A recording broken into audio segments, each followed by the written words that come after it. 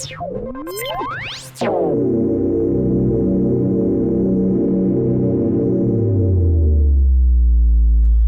is up, Ludens? Welcome back to the Ludens Query Podcast. I am one of your hosts, Moses, aka MojoCritical, and we are joined all together once again with the whole Ludens Query Crew.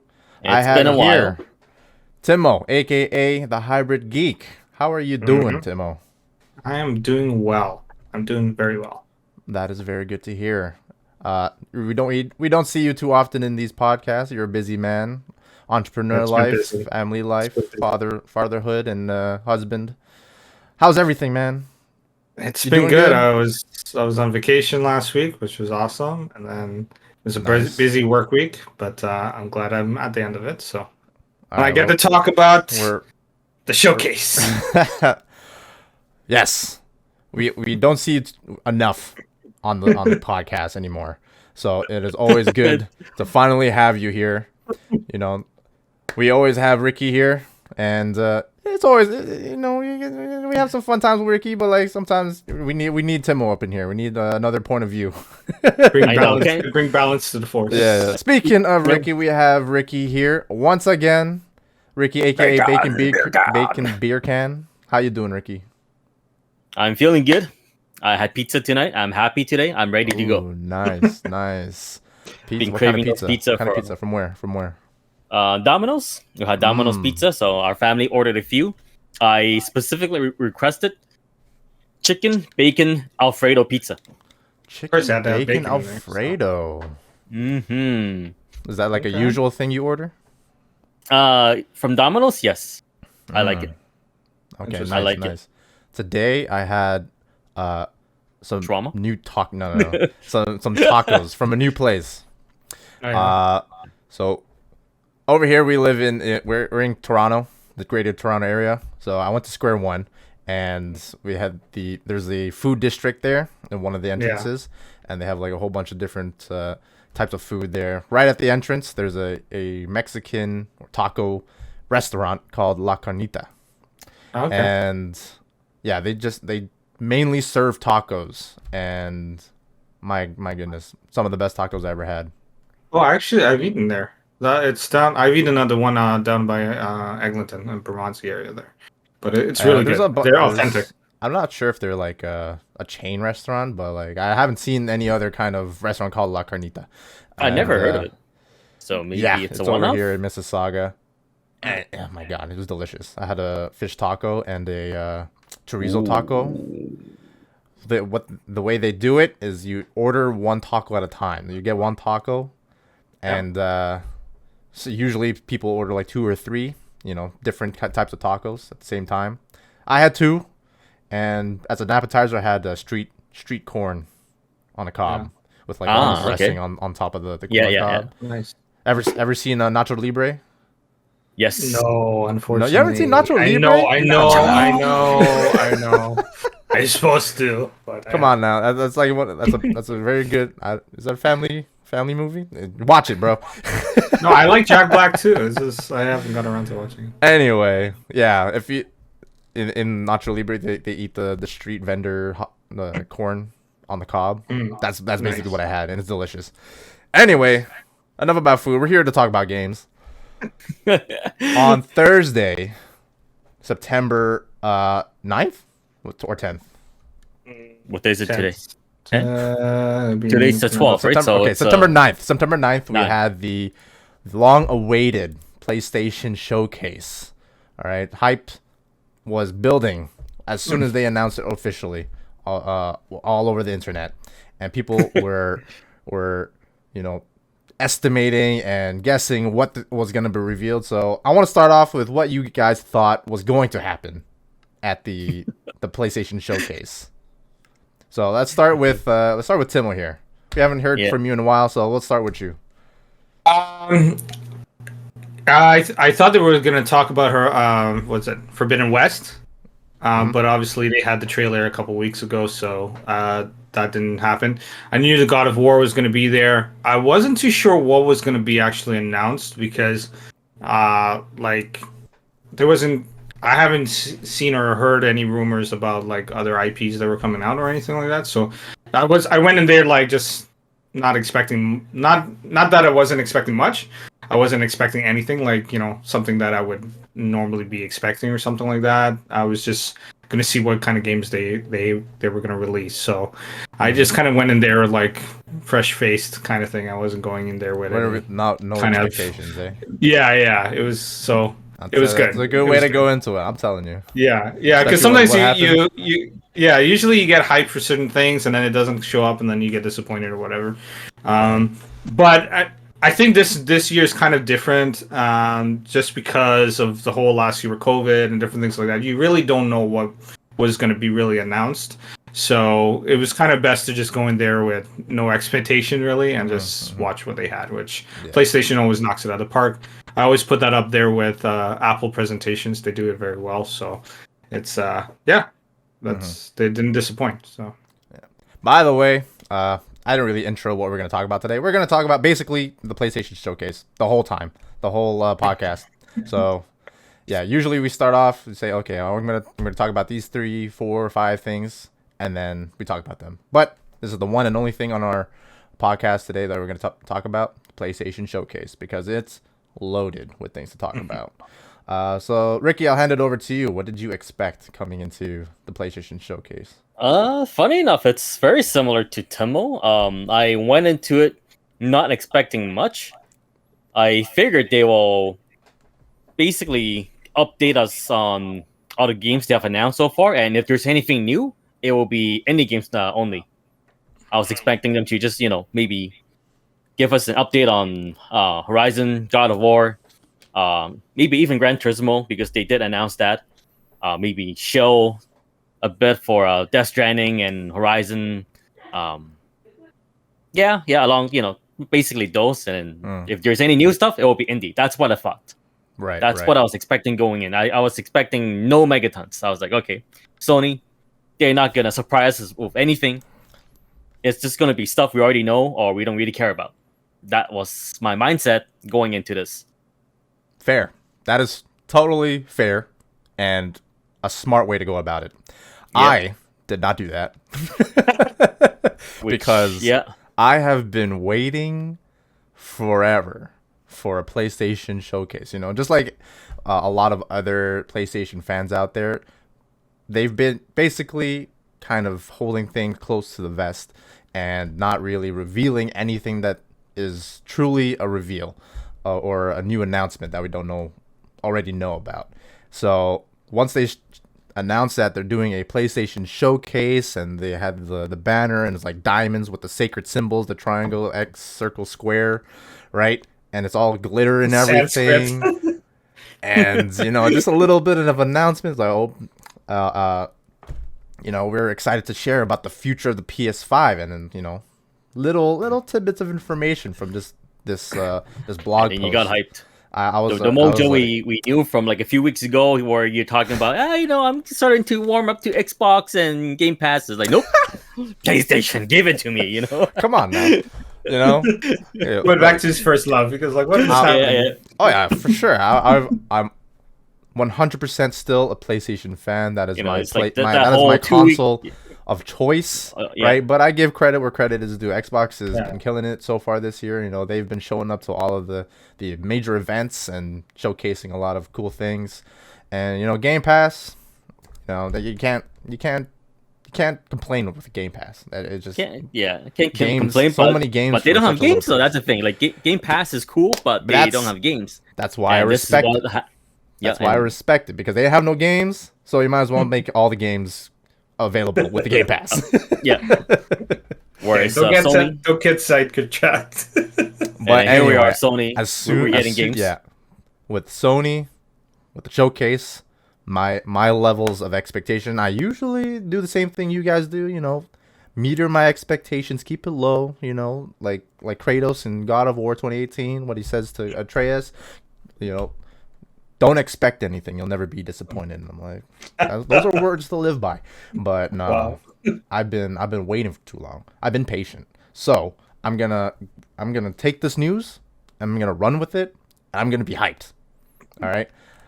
And it's been a week I've been since the announcement for the week leading up to the showcase, bro. My mind was just like, I was expecting like major announcements. I knew like the things that I'm thinking about are likely not going to happen, like a Metal Gear Solid remake or a Blue Point acquisition announcement. Last of Us, a Naughty Dog announcement with Last of Us factions or something. Just something we don't know, and like that's the level of my expectations. I was expecting a megaton type of announcement, at least one.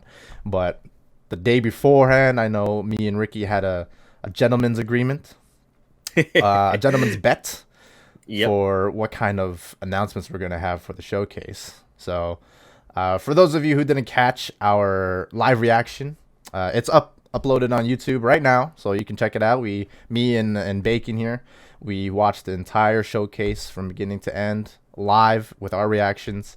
Go check it out. But before watching, we had a bet of what kind of announcements we're gonna get. Ricky here, he said that there's not gonna be any megatons. No megatons. I said there's gonna be at least 3. But at least we got some megatons. Maybe we got some megatons. It depends on what kind of person you are, what kind of interests you have in the type of games that were announced. But there was at least 1 megaton for people out there, and we're gonna talk about it. All right, okay. So let's get into it. We're gonna talk about the big stuff. We're gonna skip over all the filler in the middle, right? I want to start with the thing that they start with, Knights of the Old Republic. All right, and I know we have here Timo. He is the hybrid geek. He is a Star Wars fan. Yes. All right, so I want to toss it over to Timo right now, and I want to know what your thoughts are on the remake I want to hear for Knights of the Old Republic. So, have you played it? Yes. What's that? Yes, I played both of them. Oh. So, Knights of the Old Republic is arguably one of the best games ever made. You could say that objectively. But it has the best storyline. It has one of the best RPGs. The way the story was laid out, and for it being in the Star Wars lore. One of the things that really stood out to it back in the 90s was that it was a game that it was before all the Star Wars movies you've watched and the trilogy and everything. It's actually not. So it was interesting to see a storyline that kind of talked about Jedis and Sith way before anything you would have known at the time. So what is exciting about this, and I heard about it for a couple of years, this studio decides that they're going to rebuild Knights of the Old Republic in Unreal Engine. So I've heard rumors about it. I saw some stuff, and things like that, but I wasn't sure like when it was going to release or anything like that, or if it will actually have Lucasfilms and Disney backing for it, right? It turned out that they end up getting the backing for that. Well, I didn't know that until the showcase. So when I was watching, I was going like, oh my gosh, they actually, I was like really hyped. They didn't show much, but I watched the YouTube channel with the guys that do the development for it. So I know that what they're working on is amazing. So to see that game made in Unreal Engine is going to be just amazing. I can't wait to see it, and hopefully they improve on the slower bits of the game. But it's amazing. I can't wait. They earlier this year they had announced that they're re-releasing Star Wars Republic Commando, but they didn't rebuild it. They just put it onto PlayStation. So it's basically how it was back then. That again was another great game, but it would have been nice to build with today's graphics and things like that. I think people would have really enjoy it. So to have this generation of kids being able to play that game, I'm looking forward to seeing how they take it and if they respond well to it. So I was really hyped about that. Are you expecting them to keep the gameplay the same, or do you think they'll change it just to make it more suitable for today's generation? That game was designed like way ahead of its time. So I would say that the way the playing was, the way you played the game and everything was like you would play it like today. I think it's mostly upgrading the graphics, maybe some of the lore bits are going to be a little bit better, and then obviously the cutscenes will be done over, which is that I'm looking forward to, because From what I believe, it's a turn-based RPG, which yes. doesn't exactly, do too well, I guess, or it's not that well received in general, especially in the West. There's only been a few exceptions, to this genre, to this rule, right? Like I think Persona and to a degree, Yakuza 7, like they have turn-based RPG combat, and it seems pretty well received. Whereas every other turn-based RPG, they have turned to like a more action-based, right? Actually, Dragon Quest is still turn-based, but that's Dragon Quest. You can't really mess with that. So that's why I'm wondering, like, if they will change the combat a bit for this game. Yeah, I wonder how they would do that. I mean, I don't like turn-based usually, but I liked it in that game. So it'd be interesting to see if they make that choice to keep it in there, because I don't know how you would change the combat, like unless you decided to do a whole like flurry block kind of thing, like For Honor or something like that, right? Because like the thing that makes it difficult is that with super realistic graphics, and you make the gameplay turn-based, it just seems really awkward. It slows it like, down, Like it just feels like, like it breaks immersion, because like why is your character just standing there waiting, right? Whereas if you have the old, really polygon, pixely graphics or just 2D graphics, you don't get that sense of like awkwardness. Yeah. So that's why, like, that's a main thing where I kind of wondering what they'll do with that. Yeah, hopefully they put in a system like For Honor or God of War, and where it's like this parry block kind of thing where you have to time it better. I think that would maybe gravitate a lot more people than just doing the turn-based. The turn-based. So I don't know. We haven't heard anything about it, so we'll have to see when that. So you still have your party members, so like how they balance that, that'll be difficult too, right? Yeah.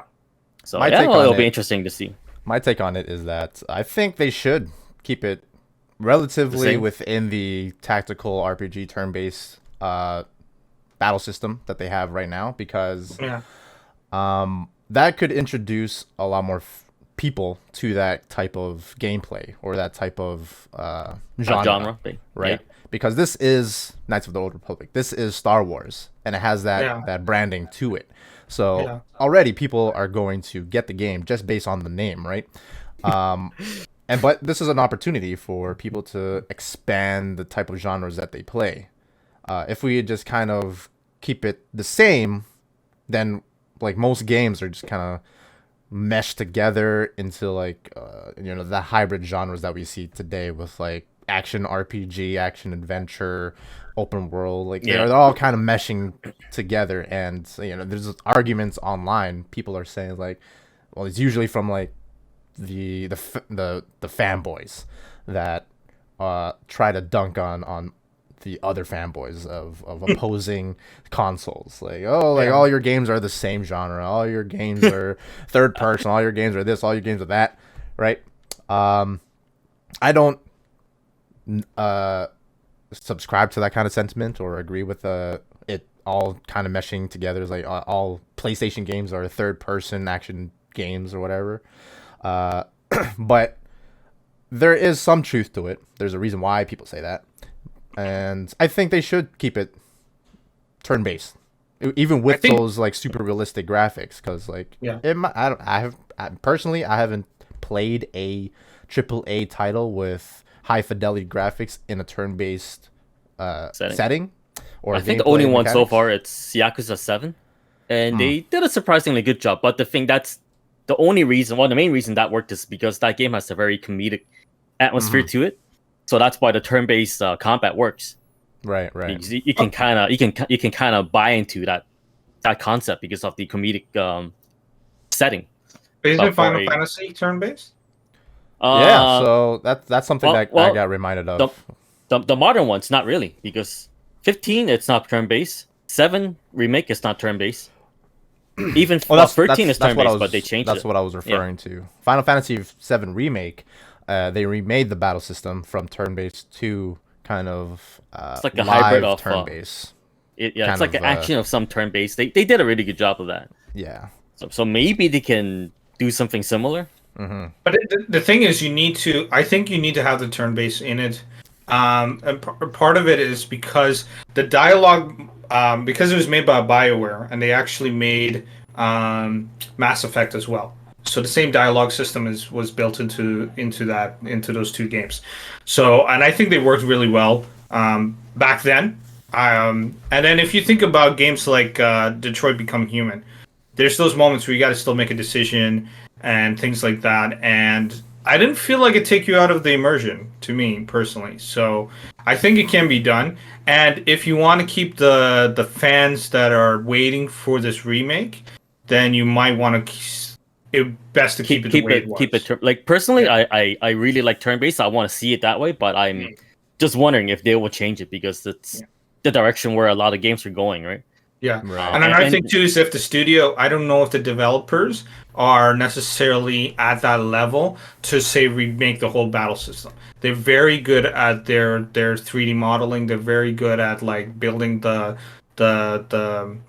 3D graphics and things like that, and the world around it. So, but I don't know if they're in their wheelhouse is necessarily remaking that whole, battle system. So we'll have to see. Yeah, right. But regardless, exciting stuff. So Timo, did you watch the showcase like beginning to end, or did you like kind of pick up on the news? No, I watched the whole thing. It was only an hour, right? So okay, all right. So after we had Knights of the Old Republic, I think something notable that we can talk about right after was that Project Eve game. And then after that, I'll open up the floor to what you guys thought about the middle section. Like I think after that, the show kind of hit a little lull. Dipped a bit.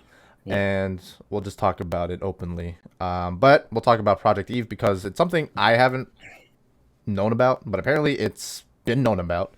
What are your thoughts on Project Eve? Yeah. Let's start, Timo. That was the only one that out of like I would say the indie games that was like I was kind of more interested in. It's kind of cool. Like you have this new character, I guess. I don't know if it's a new IP or not. I'm not too familiar with, but I hadn't seen the character before or whatever. And it seems like an interesting premise to it. It is a hack and slash. I would call. Yeah, it seems like a action hack and slash type of game. Yeah. So I mean, I feel like because sometimes I've got to put myself in the mode of like if I'm a young person playing games, right? Because you get that more of that freedom to say I'm gonna grind. Are you not a young person playing video games? And no, I'm on the old side, the older side. Dan, what does that make me, man? Jesus, that makes Ricky ancient. Prehistoric, damn. Yeah, it's just I gotta let things. My camera. Your camera's frozen. Oh. What happened? Hold on.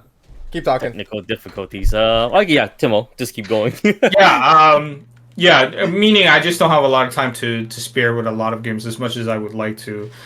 Sometimes I wish I had those good old days where I'll just play several games in a week, kind of thing. You burn through different games. But that seems like a type of game that when I was a teenager, like I would just immerse myself in, like you just get lost in. So I think it's pretty cool. And I think a lot of people are going to gravitate to it. And it was the only game that I feel like out of the indie games I was kind of more interested in. Mm-hmm. Interesting that you kind of categorize it into the indie. I call it indie. I don't know. It was Japanese based, I guess, right? So I just assumed it was indie. Yeah, because that game looks AAA kind of quality to it, and at least double A. At least double A, yeah. But doesn't it look like Metal Gear Solid? What's the game called? Rising, is it? Yeah. It kind of had that kind of vibe to it. Oh yeah, it was hack and slash, It was hack and slash, like Devil May Cry, Bayonetta, Nier type of thing. Oh, Bayonetta, yeah. Ricky, what's your thoughts on Project Eve? Are you interested in it? I am very interested in it, for obvious reasons. But in seriousness, this is it's actually a Korean game, right? So for a while now, like I've heard and tried some of these games like Black Desert and Blade and Soul, like Korean made games with good graphics and a decent emphasis on combat. But the thing is, those games are always MMOs, which I'm not exactly interested in. So I've always wanted them to try to enhance it something like this, like an actual action game. So because of that, I am very excited and interested in this game. Characters aside, just seeing the world and the action, which looks really smooth and cool. Setting looks pretty dope, and yeah, pretty much that's kind of my take on it. I just wanted to see a Korean dev, trying at making an actual action game instead of the same old MMOs. Right. I'm not sure if you guys have tried Black Desert or I think it's Blade and Soul or Soul and Blade. I forgot the exact name of it. Blade and Mount? Mountain Blade. No, I think it's like Blade and Soul. It's like an older MMO with very lewd looking characters. But the combat in those are pretty good. Like it almost plays like an action game, but it's an MMO. Right. Okay. So yeah, I hear Black Desert is pretty good. So. Yeah, Black Desert, it looks pretty cool. I watched my sister play it for a little bit, but the thing is, it's still an MMO. It's still a bit of a grind. So I was like, nah, not for me. Yeah, for me personally, I definitely, it caught my eye. It hooked me from the beginning, again for obvious reasons, and then it kept my attention for other reasons because the action looks dope. The art direction looks dope. It's sci-fi hack and slash. Like all the enemy designs looked very interesting and fresh, and it reminded me of Nier Automata, and I love that game. But like knowing it's from a Korean developer, like I don't know how much they kind of share the same type of storytelling with the film industry in Korea, but like Korean movies or a bunch of Korean movies are dope, like Train to Busan, Man from Nowhere, Old Boy, Parasite. Parasite. Come on, like I love a lot of Korean movies because like they have such interesting storytelling and plots. So hopefully that kind of translates to Korean video games. Well, they also have a lot of junk too, but since I mean that's everywhere, that's like, everywhere, right? The bangers, they stand up far above all the other things that we see. So that's what makes me excited about Project Eve, and maybe this will start to put eyes on like the Korean game industry. Maybe there's a lot of hidden gems there, just like how there's like kind of hidden gems of movies for Korean South Korean movies. So that's what makes me interested about it, and just like everything looks really, really good. And the fact that it's supposedly, I'm guessing it's it's a smaller studio. I'm guessing, right? Like people, if I'm wrong, correct me. But I'm guessing it's a smaller studio. But considering that the graphics, like you said, it's almost like almost AAA level. Yeah. So that makes you realize the potential of next gen. Yep, for sure. And I'm not sure if it's multi-platform. There might have been news that it is. But just like the Knights of the Old Republic, a lot of announcements that have been made, they say that it's going to be a console exclusive, a timed exclusive for PlayStation 5. And I do want to kind of talk about that a little bit. The fact that a lot of games that are going to be releasing within the next year is going to be timed exclusive. Like we have Deathloop coming out in 2 days. In 2 days, Deathloop's coming out. But that's going to be a timed exclusive because that's what it was since the beginning. And now it was announced to be a timed exclusive. And it'll be also on PC. But a lot of games are releasing first on PlayStation and then later being ported. And I think it falls in line with what PlayStation has been marketing the PS5 to be, which is a console for developers to be able to create games, to develop games from the ground up, and be able to do it in a much more efficient and easier way than possible before. Because that's how they built it from the ground up with the PS5 architecture and the hardware. And I think we might see a lot of it. Might be just timed exclusive, but for me, my my take on that is that it kind of makes sense for developers to do that. I am pretty sure a lot of studios, they have their dev kits for all sorts of consoles, and they might find that developing for the PS5 is easier. So the turnaround for the development could be a lot shorter. So that game can be released a lot sooner if it was timed exclusive, and then like take the year after it's released to develop and port it. And I think that might be a good strategy for a lot of games. Although, yeah, it might be like, I kind of wanted to, kind of keep it to myself, as a PlayStation fan. But I think that might be the direction that a lot of studios might be going. Yeah. And honestly, if it's a good game, then I don't mind it, time exclusive or just being available for everyone, because if it's a good game, I want more people to play it. Yeah. And then and it helps out the dev too, and then they'll give us more games. So What is interesting to see, back in the day when a game was developed, they had to start off on Steam. Like any indie developers, like I've gone to video game conferences and talked to some indie developers and things like that. And one of the things that I learned from them is that it's easier for them to put it on the Steam first, because they can develop a fan base, they can build on it or whatever, and they have more freedom too, right? I believe. Yeah. Well, you can literally make any game you want and put it on Steam. You don't really need to. There's not a lot of gatekeeping for that. Another thing too is that you had to take a gamble on, do I make a deal with PlayStation? Do I make a deal with Xbox and make my game exclusively for that because I got to code it in a certain way for that system? And then put it onto PC. That's why certain games that developed on console didn't get to PC until way later, because they would have to code it again for PC use, right? So if PlayStation PS5 is able to make it easier for the developers who are indie developers and want to get their their games onto consoles and making it a lot easier, you're gonna see. You're going to see that split a little bit more than it used to, where before it just used to be on Steam and then they would have to submit it to PlayStation and then it get approved and then whatever, right? But now if it's easier for them to develop the game on PS5, we could see a lot more indie games on PlayStation, which is good. That means you're going to get a lot more games on there. You're going to get the bang for your buck when it comes to PlayStation. Not that you don't already, but you're going to get to see a lot more games than it had in the PS4 and PS3 era, because it took them so long just to get it onto the consoles. So I'm excited to see that. And as for timed releases, hey, as long as we get to enjoy it, and then I'm all about getting more people into the player base, especially when it's multiplayer games or different things like that, because the more people you have on there, the less time it takes to queue up.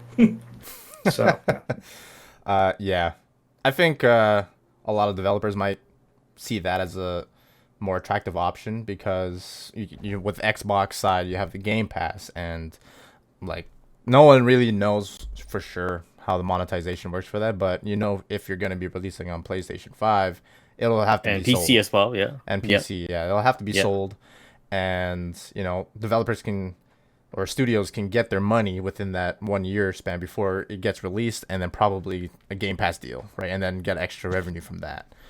But yeah, moving on, we got the rest of the show. the middle section until Herman Halst shows up. So we'll talk a little bit about from Project Eve to Herman Holst.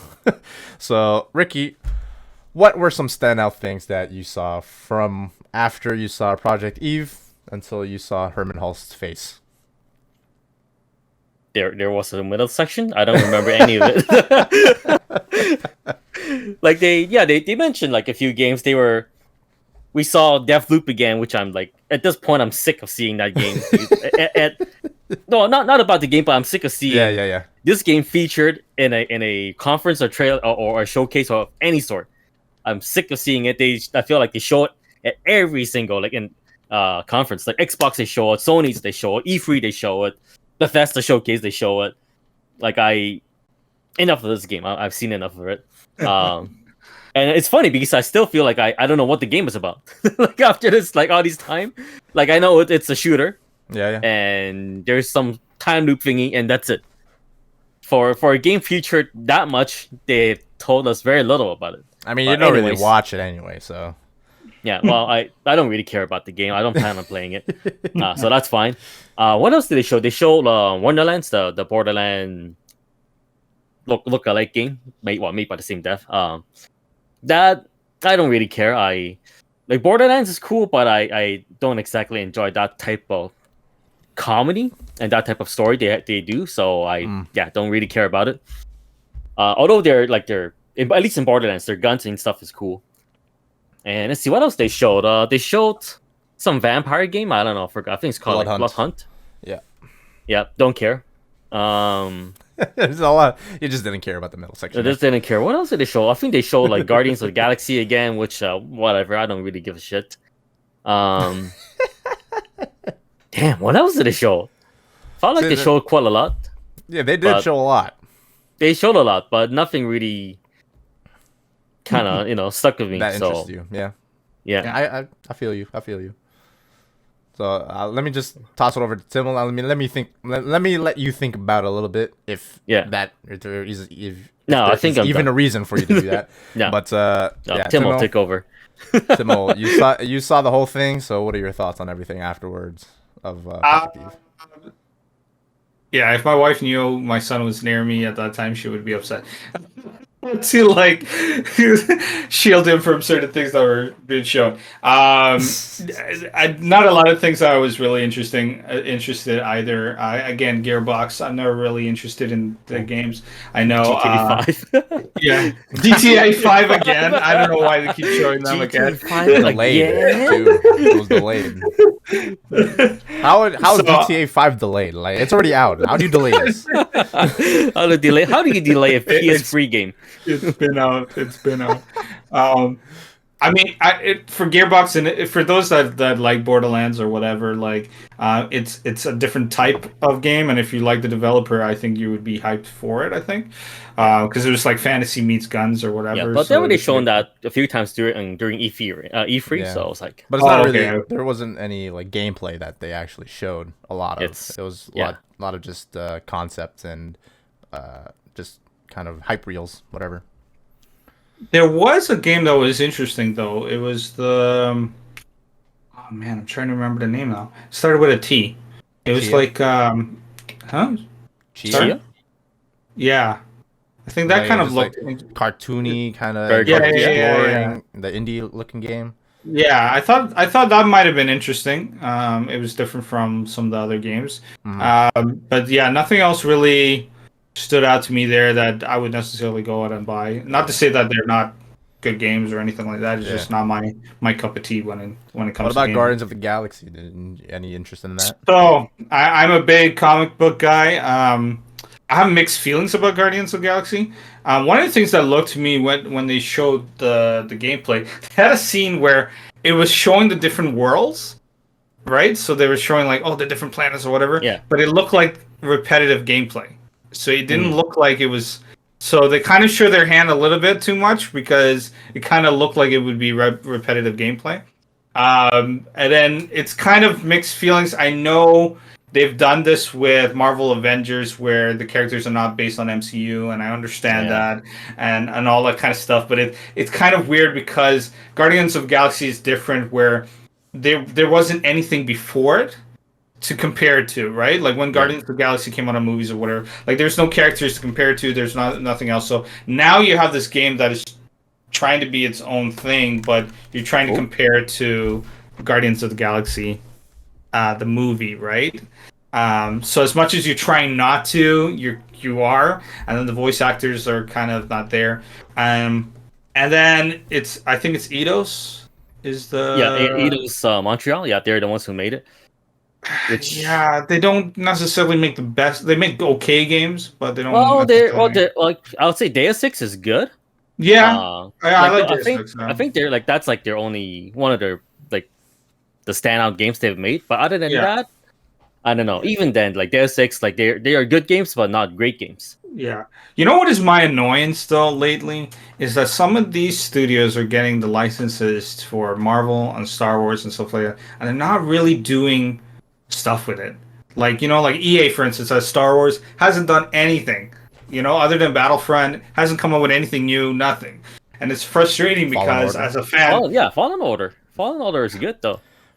Yeah, but it's But not. I see what you mean though, because like it feels like they're being very safe about it. They just want to like just go with like the most cookie cutter type of games. Yeah, release it out there, and then Star Wars fans will buy it. Yeah, at least Eidos is doing something different out of it, and we'll have to see how it turns out in the game, like when it's finished. I feel like they need another layer of rendering with the game, so we'll have to see when it releases. But I don't have high hopes for it. At best, it'd probably be like a 7 out of 10 kind of thing. But it looks like disappointing. It's disappointing. It just looks like it's like a decent game, not something you go out of your way to play. Like if it's there, if you got nothing to do and you can get it for like $5, then sure you'll play it. that type of game. Like again, I have to put myself in the shoes of a teenager or whatever. Like I would buy it if I was that age and I was like, okay, I wanted something different to play or whatever. Yeah, if you got a lot of time to burn, then you'll play it. But for adults, let's say with more responsibilities, they have to really pick and choose, right? Yeah. And that is not necessarily a game you'll go after. Yeah, like nowadays. Yeah, and you guys know me. Like, if I'm not playing Apex, I gotta buy it. Like, if I'm gonna buy a game, it has to be like I'm gonna worth my time doing. It's gotta be S tier. We haven't gotten to there yet. So after Project Eve, again, like the same as you guys, it hit a little dip in the excitement factors of the entire showcase. Unfortunately, it was a big chunk of the showcase, which brought down the overall experience of it down, right? Just some noticeable things that I saw. Wonderlands, it does interest me because I am a little bit of a Borderlands fan. I love the looting aspect of that and the crazy guns that you get from the loot pool in that game. And just the fact that it's set in like a more fantasy setting, which I don't know if they confirmed it or if it's actually going to be a thing, but if I get armor, that'd be also awesome because that'll be another layer to the loot. So that interests me. Not sure if I'll be like, okay, that'll be a day one purchase for sure, but it does interest me. Forspoken, we finally got a little bit more of a glimpse to the story and the gameplay for. I forgot about that. Forspoken. It still is on my radar, but like when I heard the dialogue, it was off-putting, and I don't know if it was like the way my friend described that to me. It's he said it's basically written by a bunch of old men who they're trying to write what they think teenagers like speaks. Like that's how they think teenagers speaks. That's what the dialogue is like in Forspoken. Yeah, so like I wasn't convinced with the writing based on the trailer because it was off-putting because like they don't curse maybe that's it. It's just too kind of safe. It's too forced. Too forced.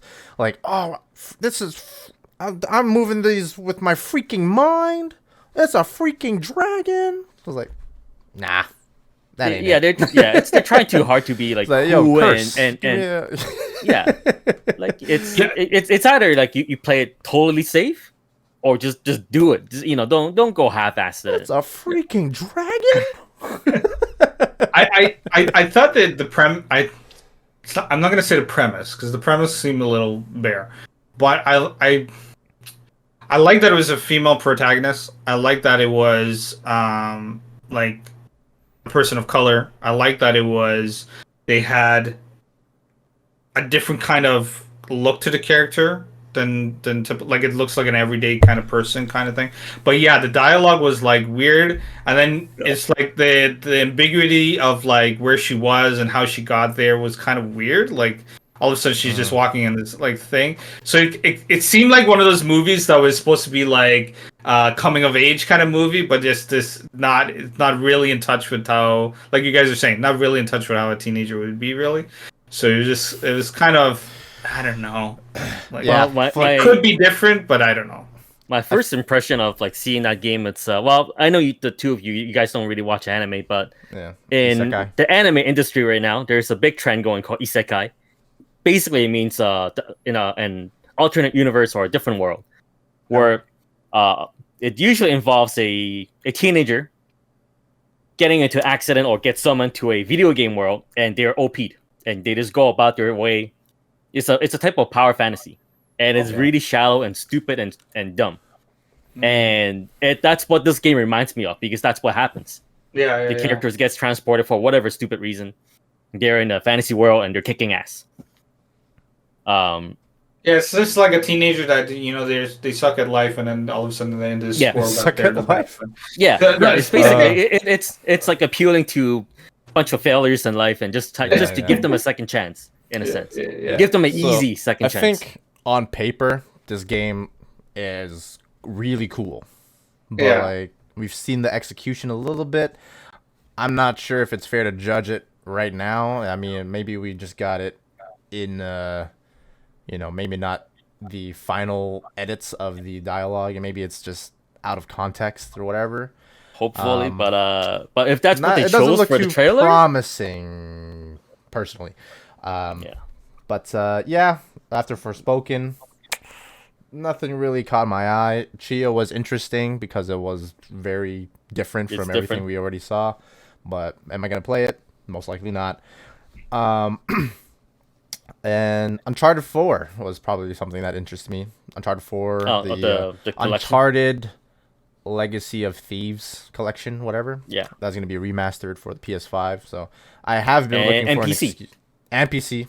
And PC, very important. I have been looking for an excuse to go back into Uncharted 4 and just play more Naughty Dog games, because Last of Us Part 2 has just been on my mind lately, and has never left my mind since I experienced that game.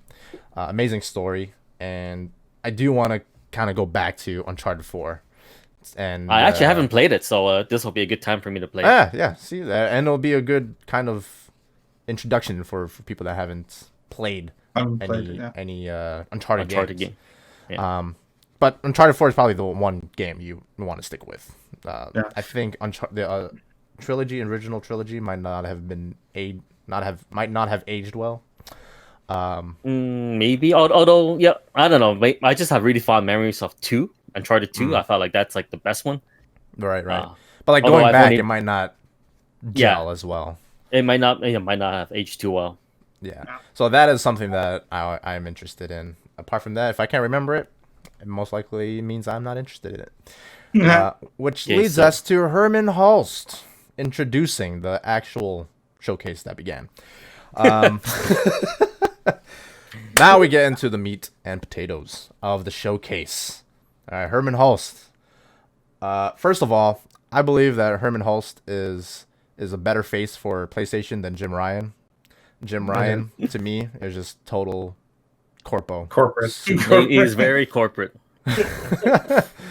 like I see Holst and I'm like, okay, here's a gamer that represents the people. And then we see Jim Ryan is like, who are you, man? Do you even know what games are? Get out of here. Like, that's just the vibe I get from Jim Ryan. I'm sure he's a cool guy, and I think he's a great CEO. He might not intentionally give that suit look, but like that's what you give off, dude. But Herman Holst, like director of Horizon Zero Dawn, but now director of PlayStation Studios, right? I've been thinking about like maybe this guy should be the president of SIE, but I'm like, you know what? No, we need someone that is a gamer, that's hands-on with games and the industry and the studios.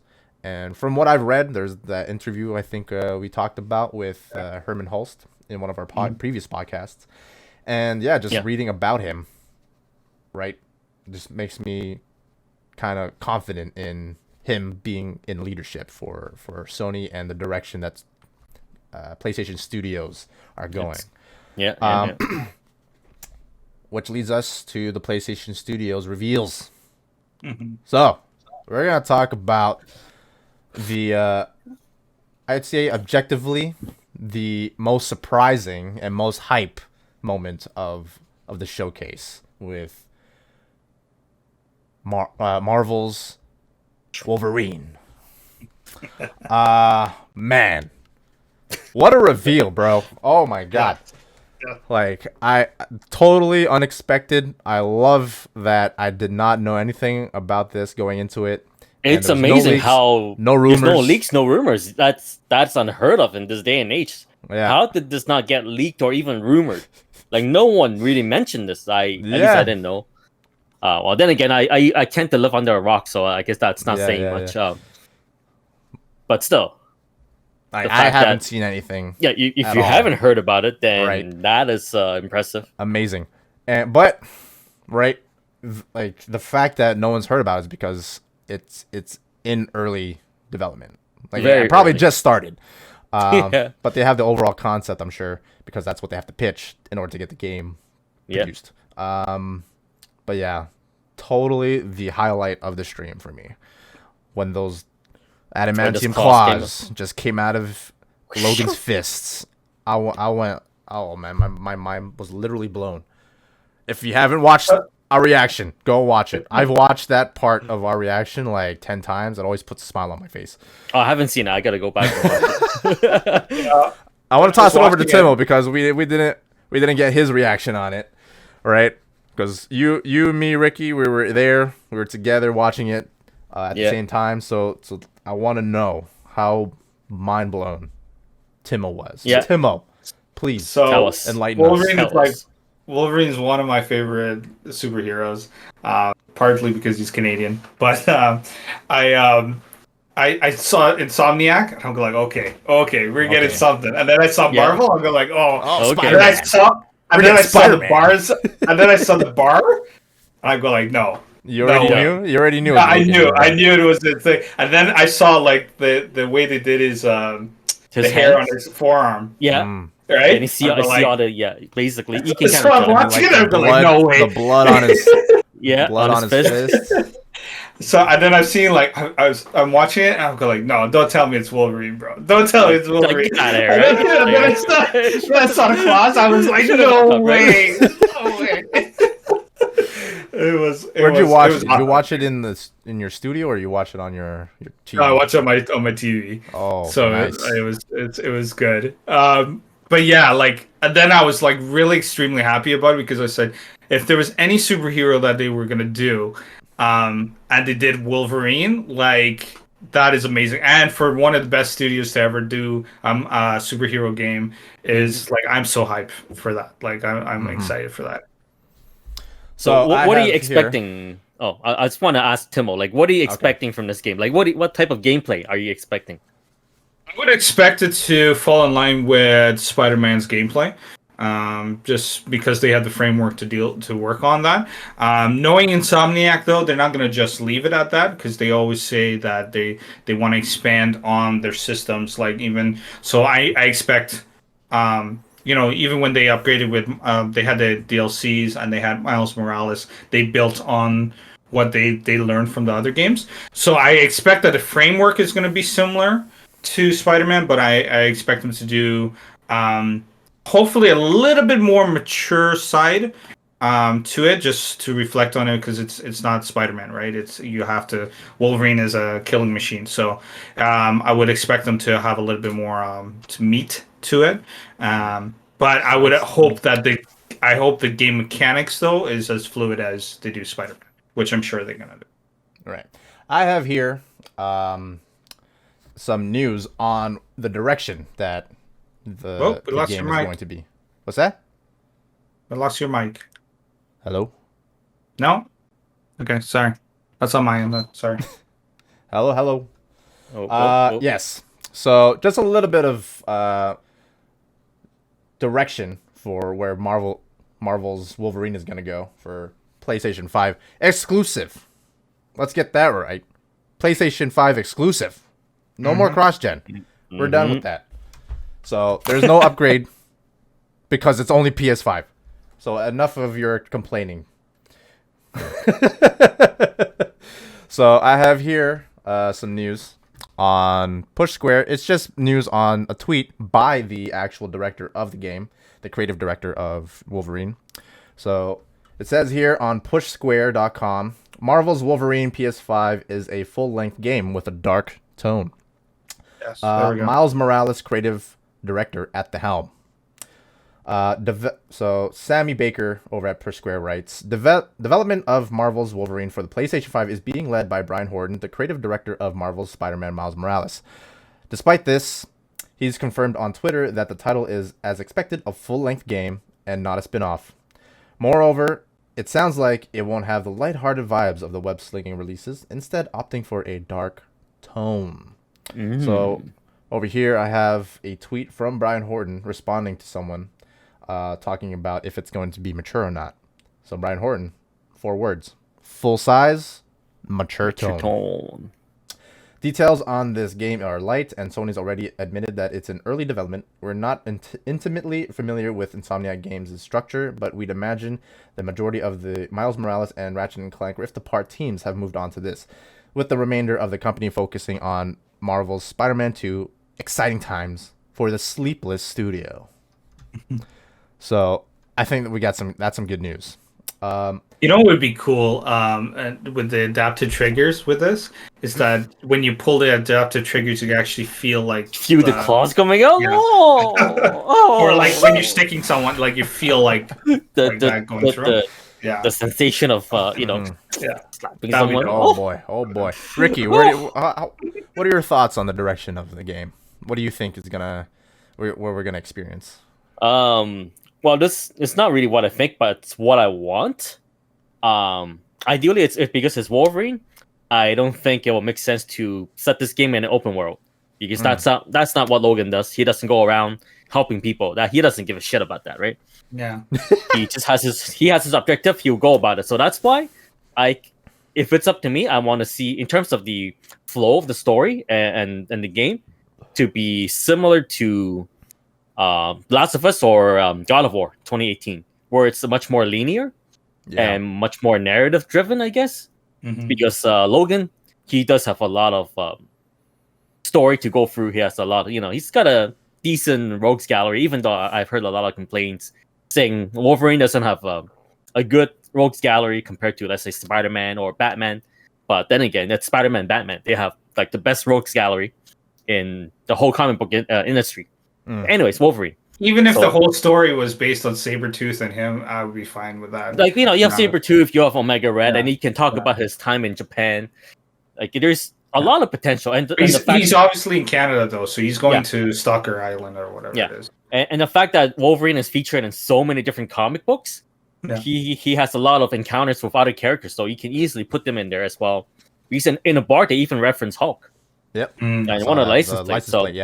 Yeah. So there's a lot of potential of what they can do with the story. So that's what I expect from the flow of the game. It's a more linear story, like a more linear story versus a open world. And gameplay wise, I kind of don't want to see the same type of Spider-Man or Batman Arkham-like combat because Wolverine, his fighting style is much more vicious, right? So I want to see a more Devil May Cry, like flashy action game style. Maybe like something kind of similar to God of War, but a bit faster. More hack and slashy. A bit more hack and slash heavy compared to God of War. Yeah. That's kind of what I want. Instead of the whole proximity button mashing from like far away view and just seeing Wolverine like I kind of want to see Wolverine get in there like up close and personal apart. Just like freaking stabbing people in the neck and shit, right? Like that's what I want to see. I want to feel the blood on my hands. Like that's I want to see it like up close. I want front row seat to the action, and I feel and them saying they want to go for like a darker, more mature tone gives me hope for that. Yeah. For in terms of action, that has like a more violent vibe to it, because that's Wolverine, right? He's much more. I don't want to say violent, but he's more aggressive. I 100% agree. I think that's the direction that they should take it in, and they should go. Yeah, that's what I want, right? I mean, it is Insomniac, so they want to do a bit of a linear. They can do it because they did it with Ratchet and Clank. Ratchet and Clank is very linear, so they can totally do it. Yeah.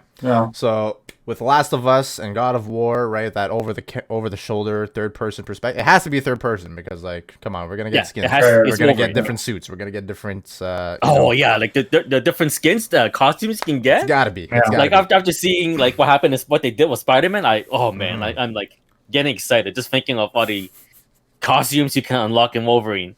Oh, I would love I would like the X-Men movie skin. That would be nice with a leather jacket and stuff. No. Like if I have a choice, Berserker Wolverine, the old yellow and brown Berserker Wolverine, and I can just go in there and just fucking button mash and just slice people up. I'm hyped. So I'm definitely in the same camp as like of wanting it to be in that kind of direction, more intimate, more up close, God of War type of storytelling. You know, it's much more intimate, and I think with that kind of perspective, you'll get that kind of darker tone. It's a narrative driven. We want to know about Logan's story. We want to know where Insomniac is going to take the plot and take their take and their their own perspective on this now Marvel video game universe, right? And this could be the introduction to a lot more Marvel superhero games. And apparently it's the same universe as the Spider-Man game. Yeah, that's what I'm reading. Yeah. So it has to be because, like, these are the people that, with Brian Horton, the creative director for this game, he was the creative director for Miles Morales. So, of course, they're going to have an intimate knowledge and a very comprehensive knowledge of the Spider-Man games. So we're going to see tie-ins for sure. And, maybe we'll get the real Avengers game. It'd be cool to see DLCs with like Wolverine and Spider-Man because they do a few animated series with that. So it'd be kind of cool to see some crossovers with that kind of stuff. I'm interested to see what a modern day look of Wolverine's suit is from like the 90s. The 90s, like the one, especially the one, the 90s cartoon costume. Yeah, I'm interested to see how they can modernize that without it being like the leotard kind of look, but like modernized. Like I'm interested to see how they can. We're definitely gonna get multiple versions of the Wolverine. Look. Yeah, we're gonna get the Insomniac point of view, their take on style, Wolverine, but then they're all obviously gonna bring back the classics like they've done with Spider-Man and Miles Morales. And then some other things that are more creative. But yeah, definitely very hyped.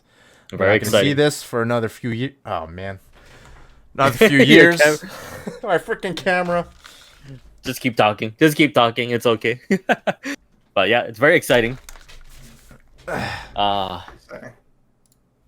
Should we? Okay, he's back. Okay. Yeah, don't worry. Sorry about the technical difficulties. It's ruining the flow, but thankfully, we've talked what we needed to talk about with Wolverine. Well, we have said enough about Wolverine, so what else? Let's move on. I do want to touch on Gran Turismo 7 a little bit. Okay, a little bit. Because I personally, I've never been into Gran Turismo or the racing sim type of games, but I want to jump into Gran Turismo 7 for this. With the PS5 next gen features and everything, ray tracing, like this will be the racing sim, the go-to one. And when it comes to racing games, I love customization. I love putting my expression and my personality into the vehicles. And in the past, I've never seen that type of thing done in Gran Turismo to a more comprehensive way of doing it. But from what I saw in the trailer, you can customize all sorts of things with the vehicles, and that's like the main reason why I'm interested in it, because you have a lot of creative freedom with your vehicle. So you can kind of call that vehicle your own instead of like, oh, that's just another car that you can use on the racetrack. But yeah, just like kind of experiencing that game, and really it's going to be ray tracing racing sim. Basically, like I what I liked about it is because there's certain quote unquote gamers, there's certain gamers out there that they only play one game, right? Because they're interested, you have a car enthusiast. This is the game for a car enthusiast. Like, if I remember Gran Turismo 5, was it? Or the 6, where they delayed it so much because they were waiting for like the hardware to really thing. I feel like the PS5 is finally there for them to do what they really wanted to do. We're talking 5-6 years ago, maybe 10 years ago. So they've always had the vision of making this hyper realistic as much as possible, and I feel like they're gonna achieve that with the 7. So if you're a car enthusiast, like just buying a car is not like one of the cool things that stood out to me in the trailer is like you literally have your garage and you can have all your cars there, and like if you're a car enthusiast, that's gonna get you hyped. Like you can have all your cars, customize it, tweak your car the way you want it to, and do whatever. Like it's not just about racing; it's about owning the cars. It's about taking care of the cars and everything like that. So you literally could live vicariously through this and live your best life when it comes to cars. So yeah. Yeah. I know Ricky over here has got a smug ass look. He's like, I don't need this game. I got a Camaro. Well, it's okay. This game ain't for you. This is for me. I drive a Ford Focus. Yeah. Maybe I do want to live vicariously, right? I'm not gonna buy a sports car. I'm broke. That ain't for me. But this game, it's gonna be like what, $90, and then I can use whatever car I want. You can pretend to own all these cars. Yeah, exactly. That's what gaming is all about. Yeah. You escape, which is fine. Escape from the real world and your reality of driving a Ford Focus that's breaking down on you, and go back into Gran Turismo and hit the racetrack with a better Ford Focus. Yeah, you can drive a RS. RS Focus RS. Yeah. But yeah, I'm actually interested in Gran Turismo. So if I do play it, I would have to invest in a nice steering wheel though, because that's I don't think I can play a racing game with a controller. The thumbs out. So DualSense is good enough for me. That'll be like also a DualSense game. The rumble of the car, the accelerating, the braking, ABS.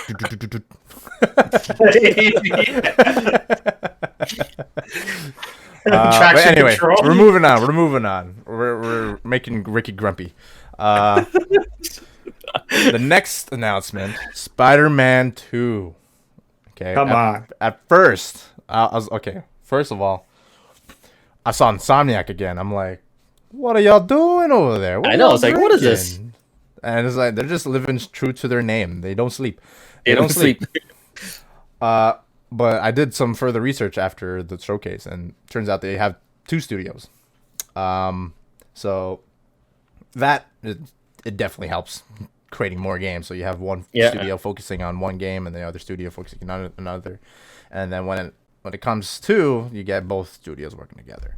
But yeah, Insomniac is killing it. They are carrying PlayStation right now.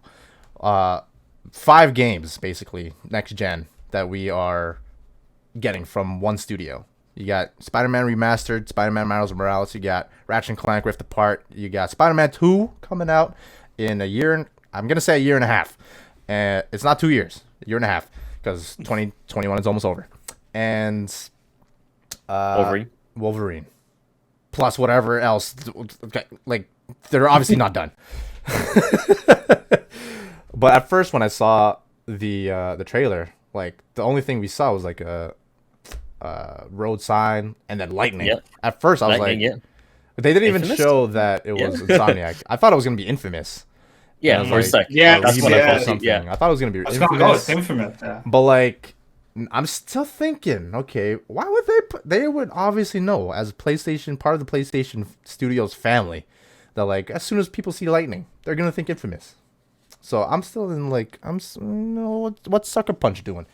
But anyway, then we see Spider-Man, the suit. I'm like, the suit, whoa, no way, Insomniac, what the hell are y'all drinking? And then, we see Miles Morales, we see Peter Parker, we see them in the same scene, we see them taking down a goon at the same time, and then we're hearing some dialogue in the back. Who is this guy? Could be Kraven, the hunter. Sounds like Kraven. And then we go into the dark alley. He's like, What's happening? What's happening? And we see his face. Yeah. Freaking Venom. Well, first you hear it's like, we are. As soon as you hear, you hear the word "we," where I was like, then you know, it's freaking Venom. Oh, so man. like when I heard that, I Freaking got hype. hype. You know, and it's just hype. when it just heard like "we are," you know, it's just like okay, it's Venom, and it also makes you wonder if Venom is in there, Carnage. You know what? Okay, you haven't played Spider-Man 1. I haven't played it. Well, come on. Catch up, bro. I'm not. I was about to talk about Spider-Man 1, but like, you can expect some things from Spider-Man 2. So if you're gonna say you're expecting Carnage, you might get it. But yeah, like, at first when I saw Peter Parker and Miles Morales in the same scene, I was like, co-op? Is there gonna be co-op? But they confirmed that it's gonna be a single player experience. Mm-hmm. But I'm okay with that because like you might have like that type of they're gonna utilize. This is gonna be PlayStation 5 exclusive too.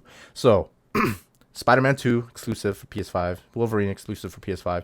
With the Spider-Man 2 being exclusive for PS5, we might get like, you know, active switching between both Spider-Man, right? Mm-hmm. And they could be in different parts of the city. Yeah. That's what I'm thinking.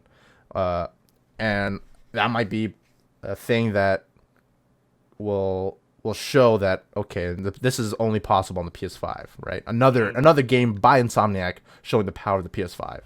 I'm telling you, Insomniac is carrying the PS5. They're taking it on their back and they're sprinting to like the next gen. They're I don't know. They don't sleep. And well, for now, they have the baton right now. They're running. Yeah. And until like halfway through, they'll pass it on to Naughty Dogs or Sucker Punch, whatever they're doing. What's even more impressive is that there is minimal, if not not at all, any crunch happening at Insomniac.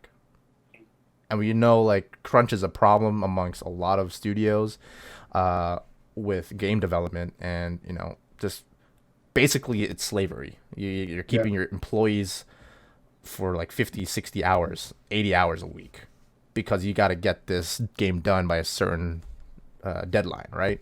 Mm-hmm. But minimal crunch, and some people say there's no crunch happening. But very impressive that they're able to come out with these level of quality games without the need for, you know, kind of exploiting your workers. So that's what Insomniac, yo.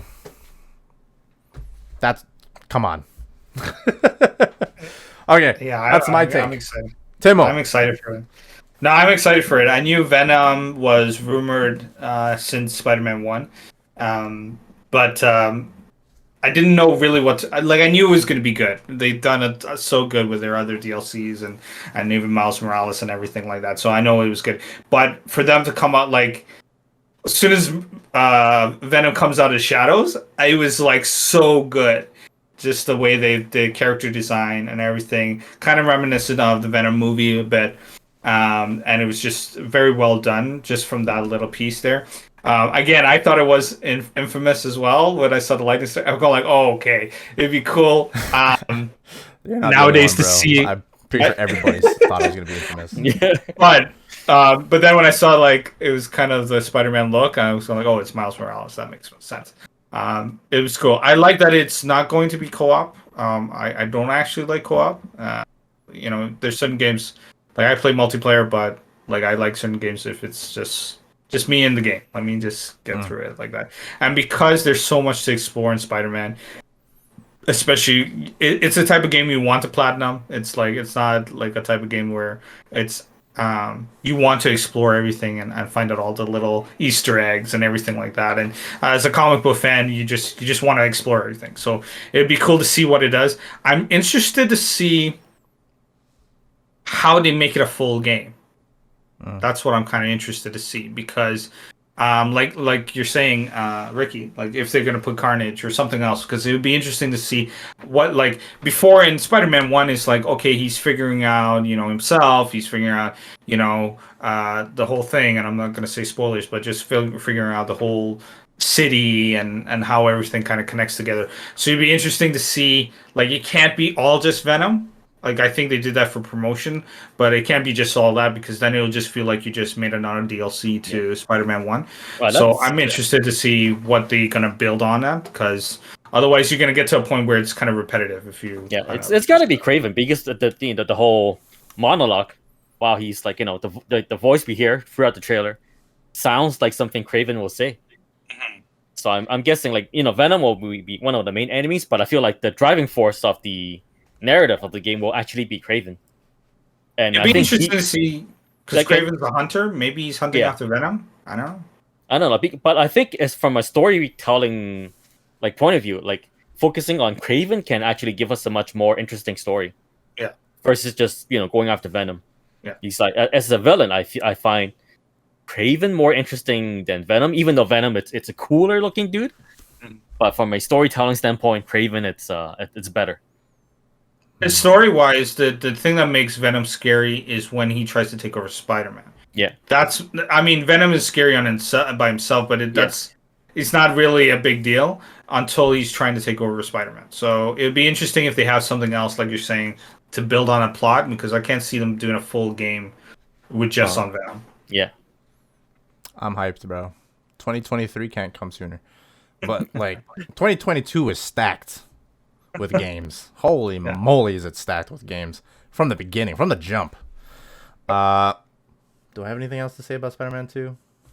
No. I'm just super hyped for it. But yeah, 2022, we got God of War Ragnarok coming.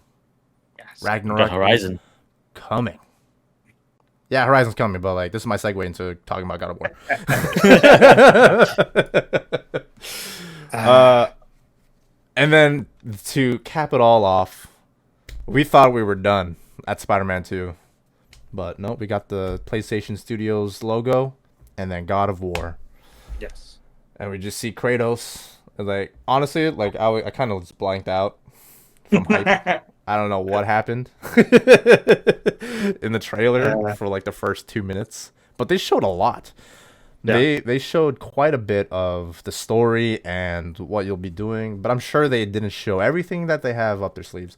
And this might be the only trailer I'll see ever again. Like, I'm done with watching God of War. This is the one and only time I'm gonna watch a trailer for it, because you already sold me before you even showed anything. I was gonna buy it before. You didn't need to show me anything. I was gonna buy it anyway. So there are a few, like, for me as a person that despises spoilers, there's like a few things like I kind of don't want to see this. Yeah, but this is such a hype moment. I think they showed too much. They showed too much in that trailer. But the thing is like what I would have wanted is if they went back to a similar direction for a trailer reveal as they did when they first announced God of War remake or reboot for during E3 with the orchestra and that God of War theme before showing that whole cinematic, right? It was literally a 10-minute story, and you felt like you were in the game. But this is more of a movie type trailer. You see a whole bunch of scenes from all sorts of aspects of the story. I would have liked something like that. And that's the direction I thought it was going at first, because it did start off kind of like that. But then they went total movie. They went crazy. They showed, basically spoiled a bunch of stuff. So it's... to me, I don't think they spoiled anything. I think what was shown was expected. And that's why it leads me to see... It leads me to see, what is not... what they're not telling us. Yeah, so there's a lot. Because I'm sure there's a lot they're not telling us. It's like when you play Ragnarok, the God of War, you knew Thor was already in the picture. You knew Loki's gonna grow up. He's trying to figure out who he is. That's a given. So I'm interested to see when the game comes out, obviously, what they're gonna do to make it next level. Because what they showed, the only thing that kind of disappointed me from the trailer, and I kind of feel bad for even saying that, but it's okay, like what kind of disappointed me, it was kind of almost felt more of the same. So I'm hoping that is just a way to cover up what is coming, so that it doesn't feel like it's okay, I'm playing God of War DLC, right? Like I don't want it to feel like that. So yeah, they obviously don't want to show too much that you'll be experiencing in Ragnarok, right? So I think it's kind of a necessary evil that it'll look the same as what we experienced in God of War 2018. But in my mind, I'm like, that's fine because I loved it. So if it's more of the same, that's cool. yeah. But of course, they have a lot of things that they want to reveal during your actual gameplay. But like, it reminds me of a very traumatic experience with God of War. Here we go. The spoiler, stupid spoiler, unnecessary article written by some mook that had to write some random article about God of War and decided to have to write about the Blades of Chaos that I didn't know was going to be in the game because they marketed the game to be you're going to be using the Leviathan axe the whole game. Like the Blades of Chaos are done. You're in Norse mythology now. So you might have some idea. Okay, if they revealed the Blades of Chaos in the actual game, they didn't say that was going to be in it during the marketing. There could be some type of thing in the game, mechanic in the game, weapon in the game, armor, whatever. Some twist in the game that we'll get, and obviously they're not going to show it in the first trailer we're finally seeing for God of War. Yeah. And hopefully we don't. Hopefully you don't. Like I'm not watching any more trailers after this because they already showed too much. In my opinion, showed too much, yeah. In terms of like the story and like some of the potential twists or surprises. I felt like they already spoiled one, which I really wish I didn't see that. Yeah. So what I do want to talk about is what's been happening on Twitter since this reveal happened. Oh no. What are they saying? Of course, with such a prolific, heavy-hitting title being finally revealed and showing gameplay, we got some discourse happening over on Twitter about all sorts of different things. Okay. What's Twitter doing now? So, IGN, they showed some of the characters that will be in God of War Ragnarok. So they've shown what Thor is going to look like. They've shown what some other characters are going to look like. Tyr. Have you guys seen these pictures? Yeah, I saw the picture of Thor. Thor, yeah. Yeah. All right. So we're going to talk about that picture. We're going to talk about the importance of not body shaming people. That's what we're going to talk about. This is what we're going to talk about. We're going to talk about Thor. Did you expect Thor to look like this? I'm okay with that. He's fun. Well, a short little side story. Me and my buddies, we once talked about superheroes and how it doesn't make sense for like characters like Thor or Superman to be like super in shape because they're born with superpowers. They literally don't have to lift. Yeah. And especially for like Thor, these gods, they constantly just partying and drinking. So it makes sense for them to look like that. It doesn't make sense for them to be ripped because they're not trying. They're not working their muscles. Because everything it's light to them. Yeah. It's like to them, lifting a car, it's like me holding this thing. Yeah. It does not work my muscle at all. So to me, Thor looking like a fat ass. Yeah. It makes sense. Even Superman, I would like to see a fat Superman because it makes sense. That's what I loved about Baldur in God of War 2018 because like exactly what you said. They literally can't develop muscle because everything is light to them. And that's why Baldur looks so skinny, but he has like superhuman strength. Yeah. But yeah, Thor looks like this in the game, and I absolutely love it. Like I was telling Kristen, like, wow, what do you think about this Thor? He's like, no, why did you do that? Like I was telling her, this Thor inspires me to work out. Because because this is what a strongman looks like. Like when you think about strongman and you see strongman competitions, like that's the type of body you get from an absolute strongman. That's like well, maybe not that, but when you think of powerlifter, yeah, then they tend to have a very thick body, right? Versus bodybuilders, then they're not necessarily focused on strength and power. It's about the looks, right? Yeah, man. I think one person put it this way. I was looking at, and if you guys look at one of the strongest men in the world, his name is the Mountain. They call him the Mountain, and he looks like like Thor, and he's one of the strongest guys in the world. One of the another guys, if you go like I'm a UFC guy, Brock Lesnar, who's one of the heaviest UFC fighters. These guys are super strong. Not unfortunately, but it's unrealistic for them to train to get to the point where they will have a six-pack. It's unrealistic because they have to eat a certain amount of calories.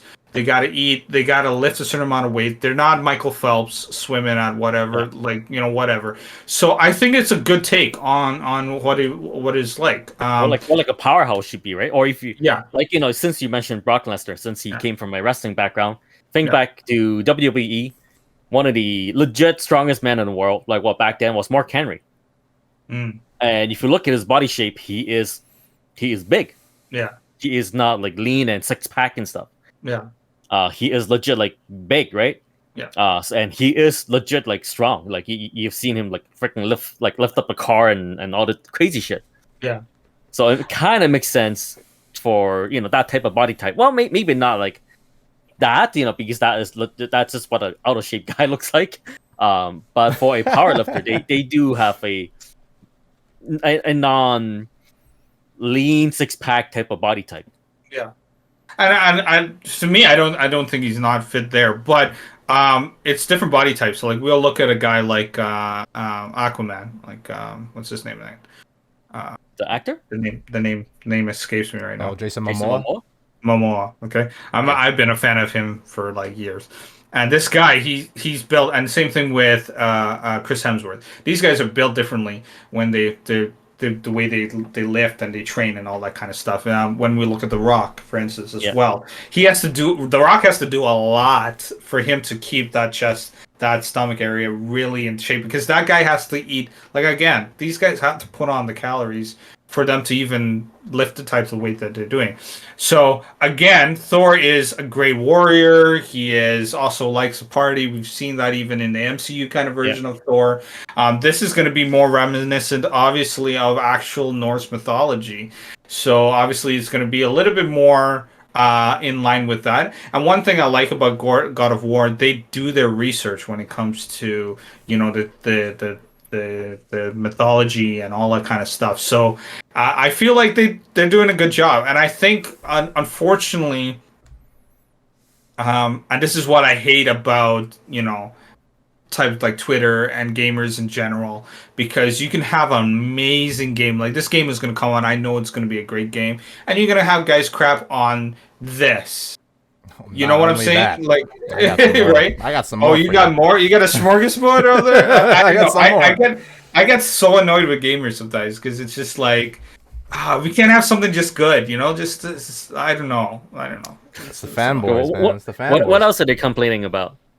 What else are they saying? Hold on. I'll just say for like with Thor, just to end off on that topic of it. Again, like I'm loving this character design. But they did try to portray Thor as accurately, like what Timo said, to the actual Norse mythology. Apparently, in Norse mythology, Thor, like there's stories of him eating an entire cow in like one sitting, right? And him just being a strongman. Like Mjolnir is not how it is in the MCU. It's just a very heavy hammer. And only a few people can actually wield it. So Thor carrying it like a regular hammer, it shows his strength. So this is very accurate to the depiction of what Thor actually looks like.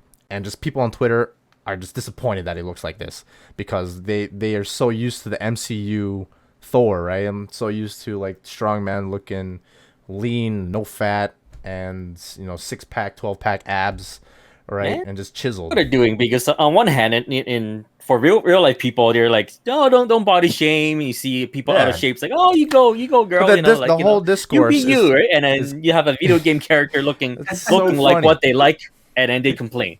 It's so funny because just make up your mind, Twitter. What do you want? The people that are complaining about the body type are men. It's not even women. It's men. What are y'all complaining about? It's Thor. You guys don't even work out. It's not even gonna be like the character you play. He's gonna be someone you're gonna kick his ass with, or who you're gonna kick his ass. But yeah. And just dumb. if anything, like when you see a guy who looks like that, like running at you at top speed, trying to punch you in the face, that is scary. Versus like a small, lean guy, right? Like not even look at the hammer. He's running at you with that hammer. Forget the hammer. Look at like a guy like in that size running towards you. He's gonna break me, bro. And try to punch you. It's just something about that you a calm and that scene. It's just more intimidating. I feel like daily friends. Ricky was a good friend. Just got knocked out. So, on Twitter, oh man, I don't have it here. On Twitter, there is another viral clip that has been going around from this dude named Gandalf Gaming. And this is his profile. And I kind of hate giving this guy some clout right now because we're talking about him. But he's a proud Xbot, so he's a Xbox fanboy. He literally says in his bio that he will upset PlayStation fanboys. So he really is just a troll. Okay. So he'll say any little thing about, exactly what you're saying, Timo. They'll take the littlest things and complain about it. Oh, okay. Let me enjoy his tears. What is he complaining about? This is what he said about the God of War Ragnarok. God of War Ragnarok looks like a clone of 2018 God of War. Even the animations are unchanged. So if you look at the animation here, it's... Okay. Who's dead? It's Kratos and Atreus going into the boat. And this is his complaint, that it looks the same. And this video went viral at 3.5 million views. And everybody is talking about it. Game devs, influencers, YouTubers, streamers, everybody talking about it because it's such a bad take. Like, this is the 3.5 million views. And he's tweeting copium right now. He's like, oh, the PlayStation fanboys, they took the bait. Look at this. Actually reporting on my troll tweet. I'm just going to leave this here. He's like proud of this troll attempt. So I'm kind of torn that I'm actually talking about it, but it has to be talked about because this is viral. 3.5 million views. Like people like Skill Up and Young and even game devs are talking about how this is such a bad take. His follow-up tweet, if anything, it's option select. I don't know if you guys are familiar with that term. It's more of a fighting game term where you perform one action, and that action covers two different results. So no matter which results comes out, you are covered. Mm-hmm. So if people agree with him, then he can say, "It's like, yeah, look at it. I was right." Yeah. If people disagree with him, he can say, "I was trolling. You guys got baited." Yeah. So no matter what happens, that original clip he made will give him clout. Well, he it's a win for him. Yeah, I know. But what are your thoughts on his take on it and his argument that it looks like the same game as reusing animations? Well, how else? I don't disagree with him. It looks the same, but then what's wrong with that? How else are you gonna get on the boat? Are you gonna be styling on jump on the boat from a different side? Atreus should do a backflip onto the boat. Like, if you're gonna complain about that, then you got to complain about all the shooters. Like reloading the gun, it looks the same. It's the same game. Come on, with the same game for 20 years. Like, come on. Like talk about Halo. You reloading. You grab the energy sword. It's the same animation every game. They're ripping us off. It's the same game for 10 years. How dare they? Like what do you want? What do you want? Like, we would be more upset if they actually changed it, like the whole art direction. Well, if they really want to, like, maybe they can change, like, instead of jumping on from the right side, Kratos can hop on from the left side. You can step onto the boat with his left foot first. You can imagine the devs on Monday morning. They go like, "Hey guys, so we just got the feedback from the showcase and everything, and we're getting people upset about how Kratos gets in the boat. What can we do about it? We're on a boat. We talk about the boat." And then one guy, he's like the newbie dev. He goes like, "Maybe he could flip onto the boat. I don't know. Atreus can maybe do a leapfrog of Kratos onto the boat." Man. Yeah, imagine like the devs saying, you coming in to work on Monday, and then the boss is like, "All right, guys, team, we've got a problem," and he just slams on the table. He's like, "All right, take a look at this clip. Our friend Gandalf Gaming pointed out a great point. We have to fix this important issue. The boat is not right. We gotta fix the boat." Guarantee you, when the game releases, that's gonna be changed. I guarantee you. No, it's not gonna change. What the hell? Like, if you're gonna complain about this animation, my God, they're gonna delay this game into 2025 because they have to redo all the animations, and they're all basically gonna look the same anyway. Like, oh my God. Yeah, some of these responses are kind of funny though. So this guy got ratioed to hell. Twitter terms, like, the amount of responses is way higher than the amount of likes. Wow. Or almost the same. Let's see here. There's one that was actually kind of funny. But yeah, don't tell this dude about fighting games. Oh man. So what? Of Gears, Halo, and Forza for using, like, what animation is there in Forza? Like, a car, it's moving forward. How dare they? The wheels are moving. No, you can't. It cannot be. It's the same animation. Oh my lord! It's a ripoff. I want a refund. People are comparing all these other games. It's so funny.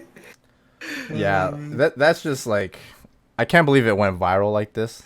Oh man, don't. Such a bad take. Forget fighting games. Don't show this, man. Games from Capcom, man. My God, it's just using animations.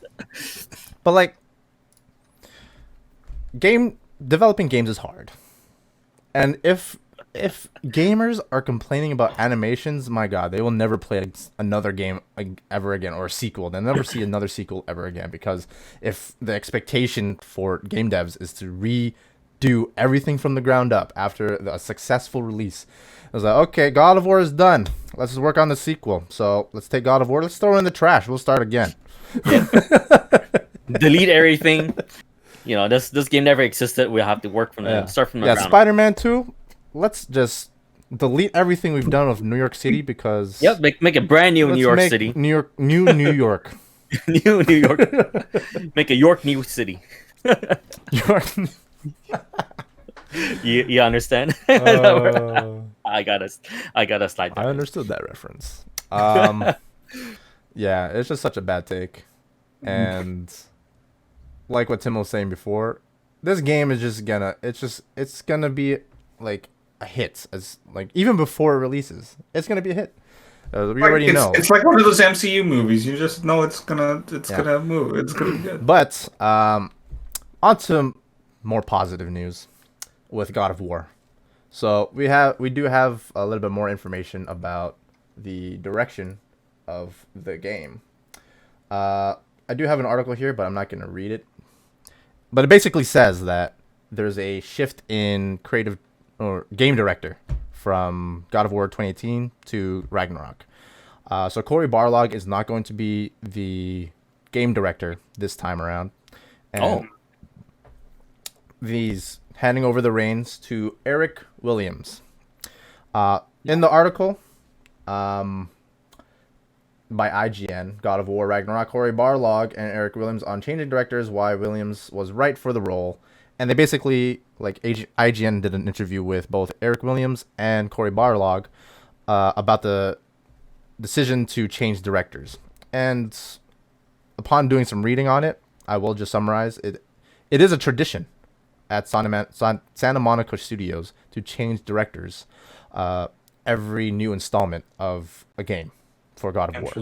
So it's a tradition to change directors when the next God of War is going to come out, because they want to have a fresh pair of eyes to take on the game in order to, come out with a more fresh perspective on the end product. And of course, these game directors, they work closely together.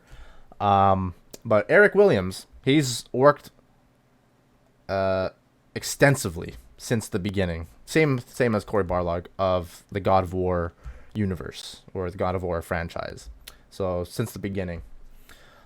And upon reading it, it is an interesting thing. I'm not worried about it at all. I do respect Cory Barlog and admire what he's done with the direction of God of War, with his whole vision of it being no cut cam and more intimate look into Kratos' life, the entire change of the game direction for God of War. And of course, when changing directors, Cory Barlog and Eric Williams, they talk extensively behind the scenes and trying to share their vision for what is to come next. So what I did gather is that it is going to, again, be that no-cut cam, kind of have that same intimate look into the story and journey of Kratos and Atreus. A lot of the major points that Cory Barlog wanted to take God of War, like, from 2018 into the future of God of War, there are major points that Eric Williams is respecting and trying to follow along, but also he has his own ideas that he's going to bring into the game as well.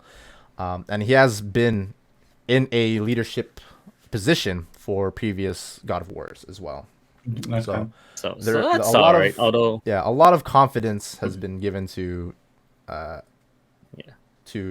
fact that Eric Williams is going to be the game director now instead of Cory Barlog. Cory Barlog is still going to be he's still involved, right? He's still involved. He's going to be a creative director, so he's not going to be as hands-on as Eric Williams is going to be. But he's more of like, he still is there as I'd say more of a consulting type of form.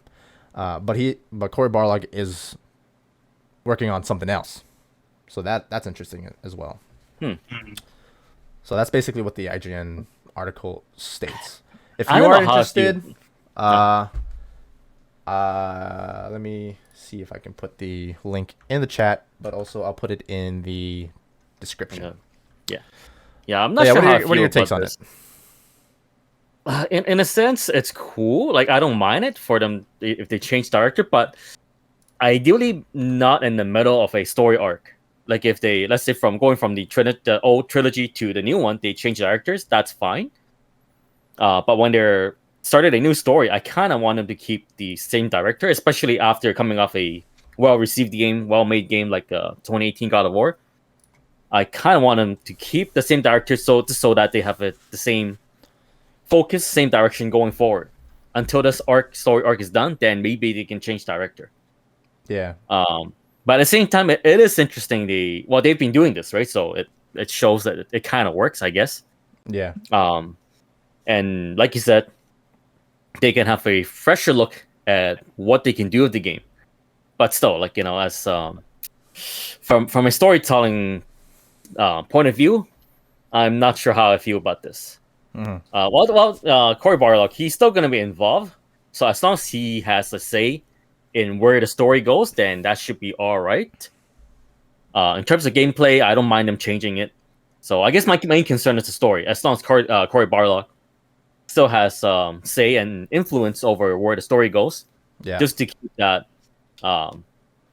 how should I put it? That consistency going, then that should be all right. Yeah. I think it's different if the work culture is good, right? So if they've been doing this since God of War 1, right, and they've been changing the direction of it, pretty much every God of War has been a hit. It's been the mainstay of PlayStation since PS1. So PS2. PS2, sorry. So it's been they obviously done something well with that. But like I said, it also depends on the work culture that's there. It's different from, you know, Zack Snyder doing Justice League and then you switching it over to Joss Whedon. Like it's different from it's if they're working in the same house. You know, what's the guy's name? Eric Williams. You know, he worked on these other games, so he knows the heartbeat of the game. Yeah. He knew what made it successful. He knows the stresses. He knows the things that they dived into to make 2018 God of War. So that's different when the guys are working next to each other and then they say, okay, you know what, we're going to elevate you to give you a leadership role in this area, and you know, run with it, right? Because I could see on a leadership standpoint, like Cory Barlog, if you read from when the game released, like he put like it was 5-year development, I think it was, and like as a leader for that, that's all you're thinking about for those 5 years. That's what you're doing. So for them to give the creative the director a break, basically to say, hey, you know what, you've been working on this for 5 years straight, whatever. Now you're switching to something else, or you're retiring, or whatever. Because I don't know how old he is. But now you're getting someone who's fresh blood, fresh thing. I know this from my workplace. You know, my boss could have the tendency to do the same thing over and over again because it's easy, right? He goes like, hey, you know what? We did it. It was successful last time. Let's just continue doing that. And sometimes we got to challenge him and go like, hey, you know what? Let's not try and do the same thing again. Yes, we're going to do the same flow of something, but let's try and implement certain things new into it. So I think having the fresh eyes approach is really good. Obviously, from what we've seen from the trailer, they're not changing the art design. They're not changing the direction of how it is. So, and the story would have been already kind of laid out from 2018. Yeah. So now it's just a matter of what are the new game mechanics? How do we tell the story in a different way or whatever? So I have faith that they're going to pull it off. But like I said, it's different from two director houses, you know, taking over a project. And then they're saying, you know, we've seen that with Star Wars where, you know, we had the Last Jedi and then we have, you know, the whatever the 9th movie's called again. I can't remember. But anyways, like you have directors that are changing, you have different whole kinds of things, and it changes the whole direction of the story. That's different. Yeah. These guys are working side by side, so now they're just continuing. And especially the old director, he's still involved, right? Like, you know, Cory. Yeah. He's still there. It's not like, you know, he's gone. It's more of a hands-off type of deal here. Yeah. But like exactly in a sense, what Timo was saying, like Cory Barlog has been basically living and breathing God of War since it first began, and he does deserve a break. You know, as after you're done with the first game, you know, making games is hard, and you know, now you're talking about the director of the game, and there's all sorts of stress that comes with that. You're dealing with developing the engine that is going to run the game, as well as creating the game itself using that engine that you're building at the same time, plus the story beats, plus gameplay and everything. You're building everything from the ground up. And as a director, I'm sure that stresses you out. And you have multiple people coming to you complaining about, like, this is not working, this is not working. But Cory Barlog stuck to his guns with his vision, right? His vision is what carried God of War into what success it is now. And I think it in the long run, it'll be a good thing that they switch directors because, you know, burnout is a real thing. He doesn't need to. You can't overwork him, right? Yeah, so give him a break. He doesn't need to deal with, like, you know, the stress, like the bolt animation being the same, right?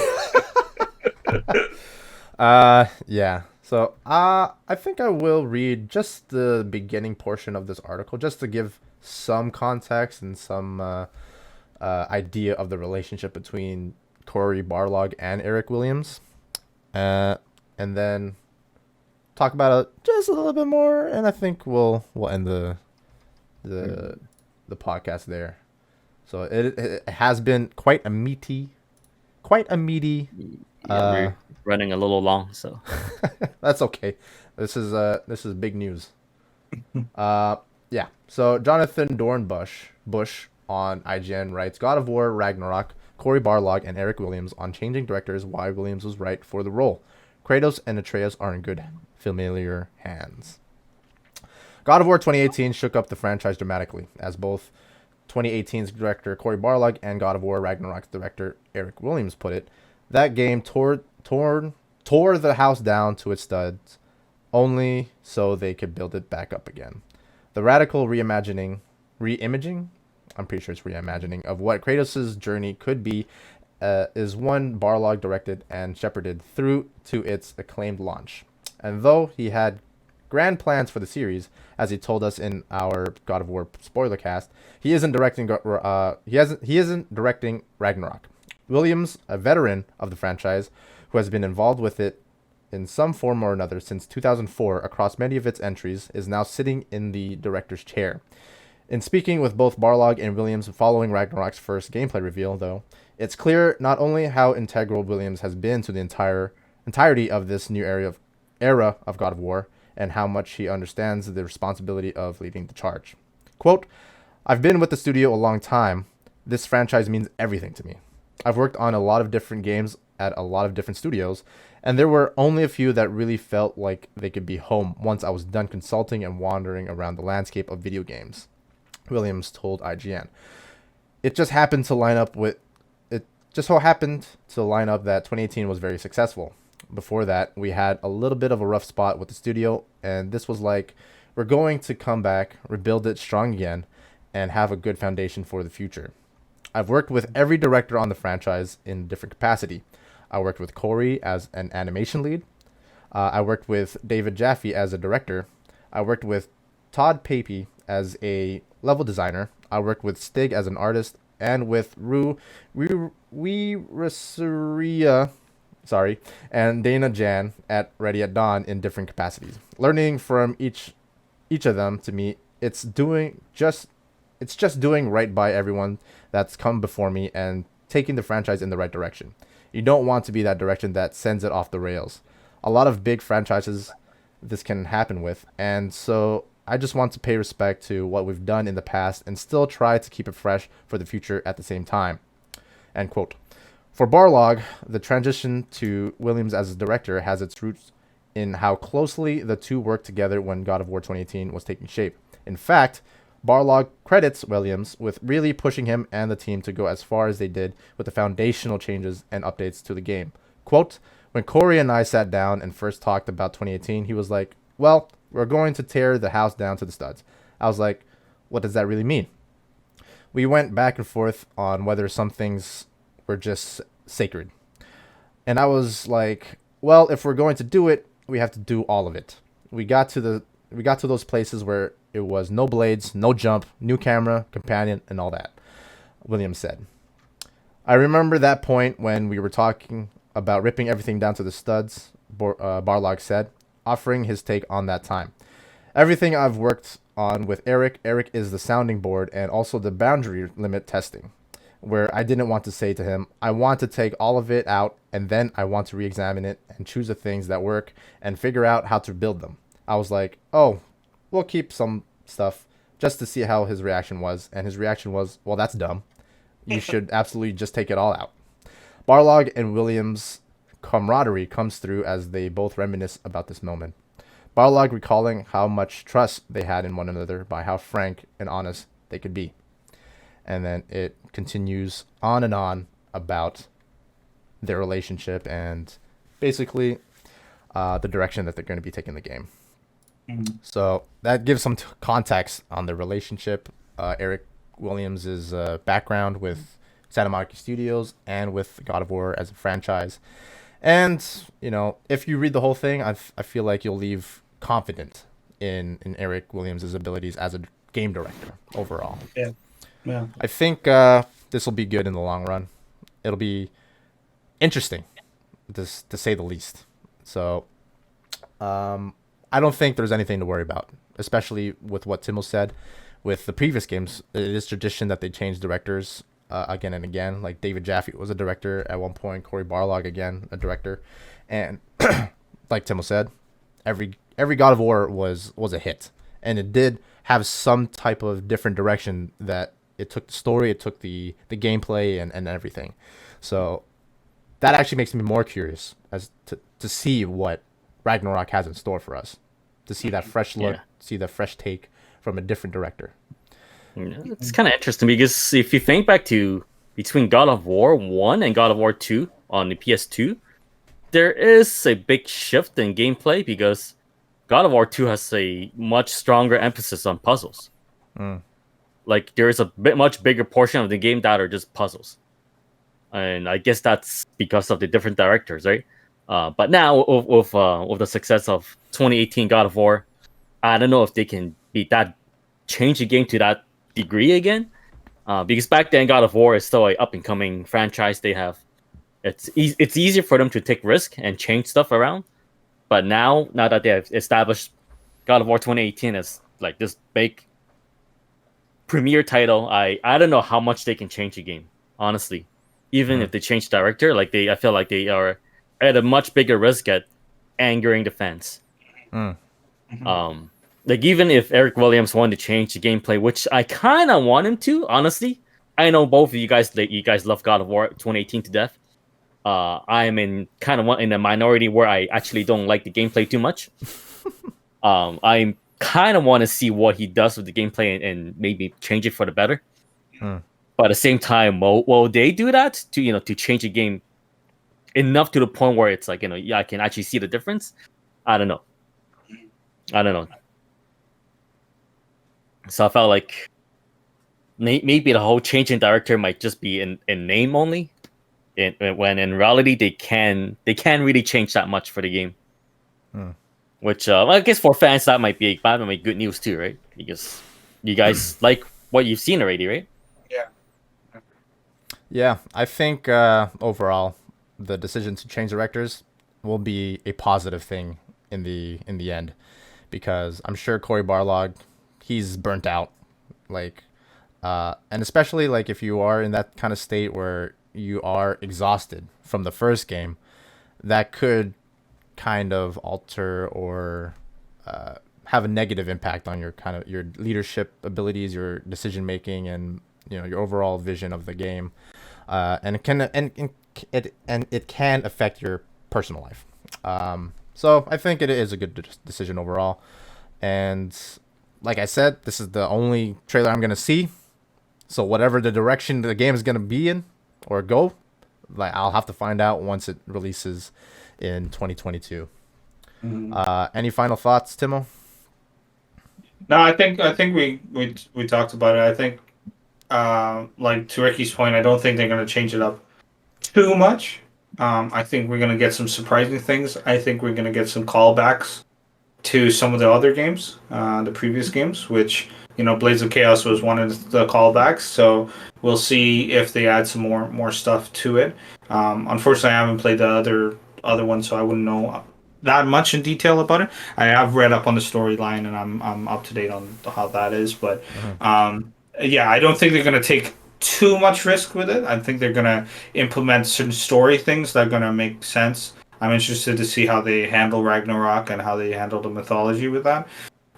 It's a story, and I just want to sink my teeth into it when the time comes. 100% agreed. Well, I think that will conclude our podcast for today. Very lengthy review of the showcase, lots that we've talked about, and it just reminds us of how we're just starting. We're just starting with this gen, and it reminds us of how great the Sony lineup is, because it takes us this long to talk about like what 3 games, 4 games. How much time did we spend to talk about like freaking Xbox and E3, right? Like, we just like, blah, blah, blah, just go for a bunch of junk and trash, right? Okay, done with that. It's these are the heavy hitters. These are like the games that really are kind of they're just megaton. I don't know how how else to say it. It's These just are that games. big. We're talking about games. These are the games that make me Yeah. proud and happy and just excited to be a person that is enthusiastic about video games. Yeah. And like, just take this. Like, we only seen Insomniac and Santa Monica Studios in the last like 4 games that they revealed from PlayStation Studios. They have like 10 other studios that are working on other things. Oh yeah. So, also, it seems as though the PlayStation showcases will happen in September, because last September we had that PlayStation 5 showcase revealing the PS5. PS5, yeah. So maybe next September we'll get another beefy Megaton showcase. Until then, we'll just have to wait. So, Timo, where can people find you? You can find me on Instagram at TheHybridGeek. I post daily video game content on there. I'm also trying to grow my TikTok as well, so you can find me at TheHybridGeek TG on there. And I stream Mondays and Wednesdays at 11 p.m. on Twitch, so you can find me on there as well. Very nice, very nice. Ricky, where can people find you? You can find me at twitch.tv/BaconBeercan. I usually stream I'll say 4 times a week on average. Usually around 10 p.m. Eastern time. I stream a bunch of Japanese games mostly. Well, sometimes mainstream too. But if you want to see weird niche Japanese games, you can stop by. And that's pretty much it. I don't really use anything else. I usually live under a rock. So excellent. Very yeah. excellent. And you can find me at twitch.tv/MojoCritical. There, I usually stream the podcast that we record, as many of the people in chat are doing right now. And usually afterwards, we kind of chat and discuss a little bit more about what we just talked about in the recording. So if you want more of a post-show type of thing, check out twitch.tv/MojoCritical. And you can find all of us at the Ludens Query YouTube channel. Make sure to like and subscribe, turn on the notification bell, leave a comment in the section. And with that said, let's get right into it. Okay, I think that's the whole usual YouTuber routine, right? It's yeah. What's up? This is your boy here, comment. BaconBeercan. Before we go into the video, make sure you like or give us a like. Turn on the. Okay, anyways, I couldn't have said it better myself. Well, that concludes our Ludens Query podcast for today. Thank you guys for watching. We will see you guys in the next podcast. Peace out, Ludens. Keep playing.